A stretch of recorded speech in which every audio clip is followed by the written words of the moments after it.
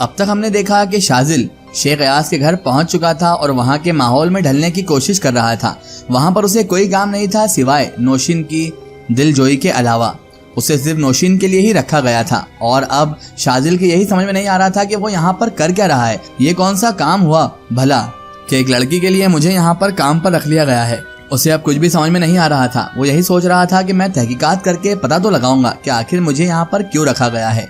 अब वो नौकरानी से बात करने की कोशिश करने लगा। जो कनीज वहाँ पर मुलाजमा थी उससे बात करने की कोशिश करने लगा। जैसे ही वो नाश्ता लेकर उसके पास आई थी उसने उससे बात करने की कोशिश की। उसने उससे कुछ पूछा लेकिन वो बिना जवाब दिए वहां से चली गई और फिर शाजिल को बड़ी बेइज्जती का सामना करना पड़ा, क्योंकि जाहिर सी बात है अगर आप किसी से बात करें और वो आपको बिना जवाब दिए वहां से चले जाए तो ये आपकी बेइज्जती ही हुई।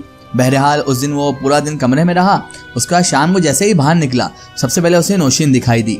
और अब आगे नौशीन सबसे पहले मुझे कमरे से बाहर निकलते ही दिखाई दे दी थी।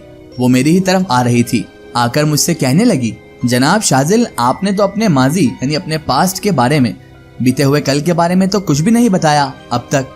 तभी मैंने नौशीन से कहा, बस नौशीन, इस बारे में तो ना पूछो तो ही बेहतर है, क्योंकि माजी यानी हमारे बीते हुए कल में बहुत सारी दुख भरी बातें होती है, बहुत सारे गम होते हैं, कई अपनों के खंजर घोपे हुए होते हैं, इसीलिए उस बारे में बात करने में भी तकलीफ होती है। और ऐसे दुख भरी यादें और दुख भरी कहानियां जिस कदर मुझ तक ही सीमित रहें या महदूद रहें उतना ही फायदा है। अगर लोगों को बताओ तो लोग पता नहीं क्या सोचते हैं। तभी नौशीन मुझसे अचानक से बहुत ज्यादा करीब हुई और कहने लगी, आप जो भी समझिए आपकी मर्जी है, आप बताना चाहें तो भी अच्छा है, ना बताएं तो भी अच्छा है, लेकिन अब आपका हर दर्द हमें अपना दर्द लगने लगा है। तभी मैंने उससे कहा, देखिए नौशीन, आप बेहद अच्छी सीरत वाली और नेक दिल और साफ सुथरे दिल वाली लड़की हैं, इसलिए मैं आपकी बेपनाह इज्जत करता हूँ। तभी उसने अचानक से ही बेसाख्ता कह दिया, सिर्फ इज्जत? और मैंने अचानक से उसकी जानिब निगाह उठाकर देखा तो उसने नजरें नीची कर ली। फिर उसके बाद उसने कुछ नहीं कहा। मैं भी खामोश हो गया। उसके बाद हम अपने अपने कमरे में आ गए। लेकिन ये रात बड़ी बेसुकूनी में गुजरी, क्योंकि मैं ऐसे किसी भी जाल में फंसना नहीं चाहता था, ना ही ऐसे में किसी जाल में फंस सकता था, क्योंकि मेरी जिंदगी का महवर मकसद कुछ और ही था। मुझे तो कुछ और ही करना था। बहरहाल मुझे एहतियात रखना बेहद जरूरी था और एहतियात रखना वैसे भी अच्छी बात ही होती है। 2 या 3 रोज और गुजर गए, तब जाकर मेरी तफसीली मुलाकात शेख अयाज से एक बार फिर से हुई थी। लेकिन एक ताज्जुब भरी बात यह भी थी कि वो मनहूस मुलाजिम, जिसका बहुत ही बुरा चेहरा था, बदनुमा बेइज्जत इंसान, कभी भी इस क्षेत्र में, इस एरिया में नहीं आता था। और ना ही मैं उस पुरानी हवेली जिधर वो बदनुमा और बेगैरत मुलाजिम रहता था उधर नहीं जाता था। मुझे उधर जाना उसी की वजह से बिल्कुल पसंद नहीं था, इसलिए मैं उधर उसके बाद कभी नहीं गया था। शेख अयाज ने मुझे देखा और कहने लगे, क्या हाल है भाई, जिंदगी कैसी गुजर रही है तुम्हारी? मैंने कहा, मैं तो ठीक हूँ, अलबत्ता मुझे ये एहसास जरूर है अयाज साहब कि कहीं मेरी कोई बात आपके लिए नापसंदीदगी का बाइस ना बन जाए, कहीं कोई मैं ऐसी चीज ना कर दूं जो आपको पसंद ना हो। शेख अयाज साहब, नहीं, ऐसी तो कोई बात नहीं है। शेख अयाज साहब बोले, खुद से अंदाजे निकालने की भी कोशिश किया करो जनाब शाजिल, कभी कभी ये भी काम आ जाता है। तो मैंने कहा, कैसे अंदाजे निकालूं? तभी शेख अयाज साहब फिर से बोले, तुम्हें ये अंदाजा होना चाहिए कि तुम्हें यहाँ बिना काम के आखिर क्यों रखा गया है। तुम तो अभी तक ये भी अंदाजा नहीं लगा सके हो कि तुमसे आखिर काम क्या लिया जाएगा, आखिर तुम्हें यहाँ पर बिना काम के क्यों रखा गया है। मैंने कहा, हाँ, ये तो मैं सोचता रहता हूँ, अंदाजा लगाता रहता हूँ, आपका कहना बिल्कुल दुरुस्त है।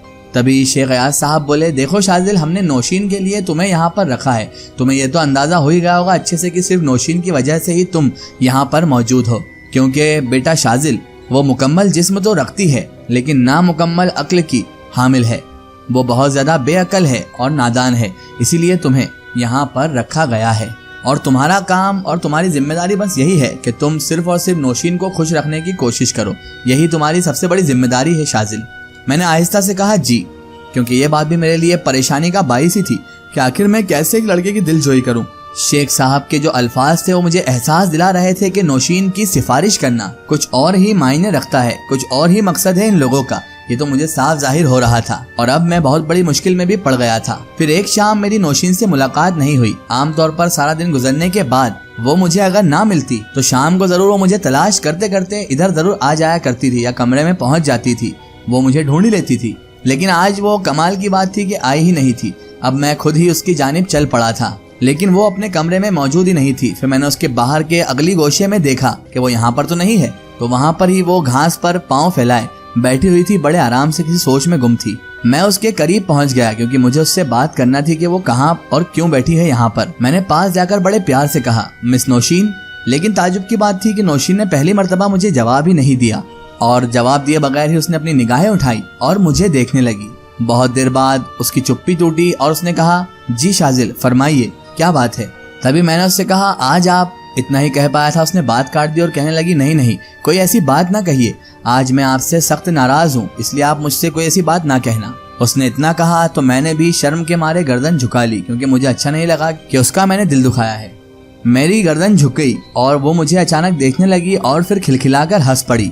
मैं हैरान था कि अभी तो ये नाराज तरफ हंसने लगी। तभी वो बोली, कैसे हैं आप, किसी को नाराज भी नहीं होने देते, बहुत भोले हैं आप। तभी मैंने कहा, मिस नौशीन बस ये समझ लीजिए कि मैं जिन कैफियत का शिकार हूँ उससे मैं किसी को आशना नहीं करना चाहता, यानी मेरे साथ माजी में, मेरे बीते हुए कल में जो। तभी मैंने उसकी बात सुनकर ताज्जुब और हैरत के मिले जुले अंदाज में एक्सप्रेशन दिए और उसके बाद कहा, जी। उसके बाद मैं अपने कमरे में आ गया और नौशीन भी अपने कमरे में चली गई। रात 11 बजे जब मैं उस जगह पर पहुंचा तो मैंने नौशीन को फिर से दिन वाले ही अंदाज में बैठे हुए देखा। दिन में जैसे वो बैठी हुई थी वैसे ही अब भी वो बैठी हुई थी। मुझे ऐसा महसूस होने लगा जैसे नौशीन यहाँ से कहीं गई ही ना हो। बहरहाल ये बात अलग थी कि उस वक्त नौशीन बहुत ज्यादा खूबसूरत नजर आ रही थी और उसके सुनहरी बाल पूरी तरह से उसके शानों पर बिखरे हुए थे। तभी उसने अपने दोनों हाथ मुझे देखते ही मेरे आगे कर दिए और मैं उसके दाहिने हाथ में दबे हुए इंतहाई खूबसूरत खंजर को देखकर बहुत ज्यादा चौंक गया कि नौशीन के हाथ में आखिर खंजर क्या कर रहा है। मैंने उसे तभी ताज्जुब से देखा और मैंने उससे कहा, ये क्या है। तभी वो बोलने लगी, एक बात का पहले मुझे जवाब दीजिए शाजिल। मैंने कहा, हाँ पूछिए, क्या बात है। तभी उसने वो बात कही जो मेरे लिए शायद बहुत मुश्किल की घड़ी थी। उसने कहा, शाजिल क्या आप मुझे अपनी जिंदगी में शामिल कर सकते हो। बताओ मुझे जरा, आज मैं तुम्हें एक ऐसे मरहले पर लाकर खड़ा करना चाहती हूँ जिसे फैसला कुन मरहला कहा जा सकता है। और अब शाजिल, आज मैं तुमसे आप जनाब करके गुफ्तगू नहीं कर रही हूँ। इस बेतकल्लुफी का भी एक मकसद है शाजिल, एक मकसद है, बोलो जल्दी से। तभी मैंने उससे कहा, पहले आप मुझे अपने बारे में बताइए मिस नौशीन। तो वो कहने लगी, ठीक है शाजिल, तो फिर सुनो, ये 100 साल पुरानी बात है, हो सकता है इससे भी कुछ ज्यादा वक्त गुजर गया हो। उस वक्त शाजिल ये इलाका जो है ना, ये एक छोटा सा कस्बा हुआ करता था और ये गांव पूरा का पूरा गांव मेरे बाप की ही मिल्कियत था। हम लोगों ने इसी गांव से बाहर एक खूबसूरत हवेली तामीर करवाई थी। मैंने शहर में जिंदगी गुजारी क्योंकि उस वक्त शहर भी अनोखी हैसियत के हामिल हुआ करते थे, लेकिन फिर भी हर साल में शहर से छुट्टियां गुजारने के लिए यहाँ जरूर आया करती थी शाजिल। एक बार की बात है, अब जब हम लोग यहाँ पर पहुँचे तो यहाँ की नदी में जबरदस्त सैलाब आ गया। असल में कोई बांध टूट गया था नदी का और सैलाब इस कदर खतरनाक और हौलनाक था कि पूरी बस्ती पानी में डूब गई। हालांकि शाजिल हमारी जो हवेली है ना, वो मामूली नहीं थी, लेकिन हमारे हवेली के सबसे ऊंचे बुर्ज से भी पानी गुजर गया था और हम लोग इस पानी में डूबकर मर चुके थे शाजिल। हम सब तो रात को सुकून से सोए थे, चैन की नींद में सोए थे शाजिल, लेकिन दूसरी सुबह का जो सूरज था वो शायद हमारी जिंदगी में मौजूद ही नहीं था। हम जिस तरह इस दुनिया से गए थे, हम जिस तरह मरे थे, उसके बाद से हमारी रूह कभी भी सुकून ना पा सकी थी शाजिल। हम इसी हवेली में उसके बाद भटकने लगे और इसके बाद तवील मुद्दत तक इसी हिस्से में आबाद रहे। फिर इंसान वापस आए और ये बस्ती दोबारा आबाद करना उन्होंने शुरू कर दी थी। बहुत सारे मकानात तो खत्म हो गए लेकिन खंडरात रह गए।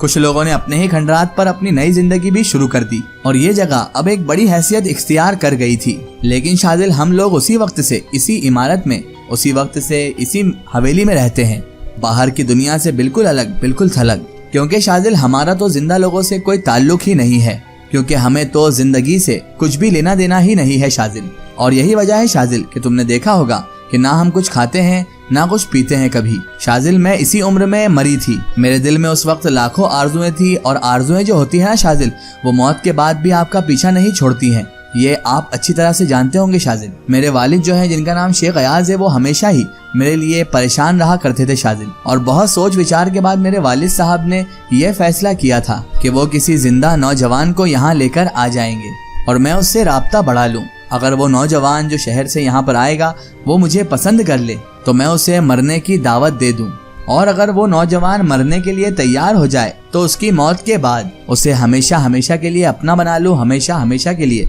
अपना लूं। शाजिल तुम यकीन मानो या ना मानो, लेकिन तुम मुझे बहुत पसंद हो, तुम ही मेरी पसंद हो। अब तुम मेरे लिए मर जाओ शाजिल, ताकि मेरे और तुम्हारे दरमियान कोई दीवार न रहे, हम एक हो जाएं और हम हमेशा हमेशा के लिए एक दूसरे के हो जाएं शाजिल। उसकी आंखों में अचानक एक नशा तैरने लगा ये सब बात करते हुए, और मेरे रीढ़ की हड्डी में सर्द हवा तैरने लगी। तभी मैंने मुस्कुराते हुए उससे कहा, बहुत अच्छा मजाक है ये तो। तुम मुझे डराने में कामयाब हो गई नौशीन, फिक्र मत करो, तुम कामयाब हो गई। तभी वो कहने लगी, नहीं नहीं शाजिल, मैं कोई ड्रामा नहीं कर रही, गलतफहमी का शिकार नहीं हो, प्लीज मुझे छू कर देखो। अगर तुम्हें यकीन ना हो तो तुम देख लोगे कि मैं बर्फ की तरह सर्द हूँ। और शाजिल, तुम्हें मेरी इस बर्फानी आगोश को कबूल करना होगा। अब तुम जिंदगी से दूर हो जाओ शाजिल। और इतना कहते ही उसने अपने हाथ में पकड़ा हुआ खंजर सीधा कर लिया। मैं उस बात को उस वक्त तक भी मजाक ही समझ रहा था, लेकिन उसके बाद वो हुआ जो मैंने कभी सोचा नहीं था। उसने खंजर का एक भरपूर वार मेरे ऊपर कर दिया। अब आगे क्या होगा? क्या वो लड़की शाजिल को जान से मार देगी? क्या ये आत्मा जो अपने आप को एक हवेली की 100 साल पुरानी आत्मा बता रही है, क्या इसका ताल्लुक नाजिम अरसलान और माशा से ही है? क्या माशा के उस बाप जो जिन्नातों का सरदार है, उसका रचाया हुआ ही ये पूरा का पूरा षड्यंत्र है जिसमें शाजिल अब फंस चुका है? क्या शाजिल जिंदा बचेगा? क्या माशा उसे आकर बचाएगी, या फिर शाजिल के सामने कोई ना कोई करिश्मा फिर से होगा? क्या शाजिल वहां से निकल पाएगा? ये सब जानेंगे हम इस वीडियो के अगले पार्ट में।